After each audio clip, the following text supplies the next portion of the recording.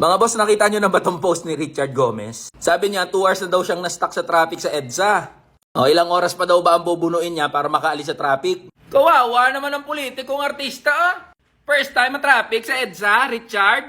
Tapos ang solusyon ng gago, buksan daw yung bus lane at doon padaanin yung mga private cars. Di ganun lang din yun.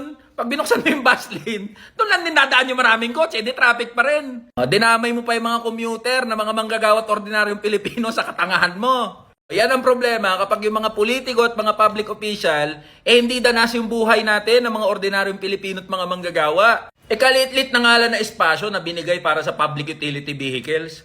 Gusto pang kunin para sa mga private vehicles at sa mga entitled na politiko gaya nito ni Richard Gomez. Alam nyo ba mga boss na 70% ng gumagamit ng mga kalsada ay umaasa sa public transport para makapunta sa mga dapat nilang puntahan, keso sa trabaho, pauwi sa bahay o kung saan man. Pero kahit mas marami ang bilang ng mga commuter, nagsisiksikan tayo sa napakalit na espasyo, hindi lang sa EDSA, kundi sa halos lahat ng mga major roads and highways. Samantala, yung natitirang 30%, sila ang lumalamon ng halos lahat ng espasyo ng mga kalsada natin, mapa-EDSA o kung saan man. O, sino ngayon ang problema, ha? Richard Gomez? Mga bus? Alam mo, kung gusto mo talagang bawasan yung traffic dito sa EDSA, Richard Gomez, o makinig ka nang may silbi ka naman dyan sa Kongreso. Una, ipanukala mo sa Kongreso yung pagbubuwag ng provincial rate.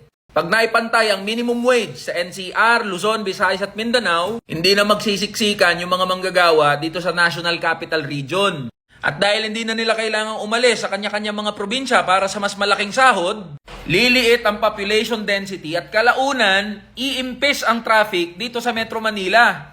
Pangalawa, lagyan nyo ng mas mataas na budget yung mass transportation system. Talip na bawasan nyo yung mass transportation gaya ng bus rapid transit, dapat nga dinadagdagan at ini-improve nyo para maengganyo yung mga mamamayan na hindi mag-private vehicle kundi gamitin at tangkilikin yung mass transportation natin. Pangatlo, i-review nyo yung regulation sa pag-acquire ng mga private vehicles. Puta, kahit ilang road widening pa ang gawin nyo. Gawin nyo pang 20 o 40 lanes yung mga kalsada natin. Kung milyon-milyon na private vehicles, yung dumadagdag at dumadaan sa mga public roads and highways natin, talaga magta-traffic dyan kahit anong gawin nyo. O, ganun dapat, Richard. Congressman ka pa naman, oh. Huwag mong pagdiskitahan yung bus lane. Hindi yan ang problema. At hindi rin ang pagkuha sa bus lane ang solusyon sa traffic.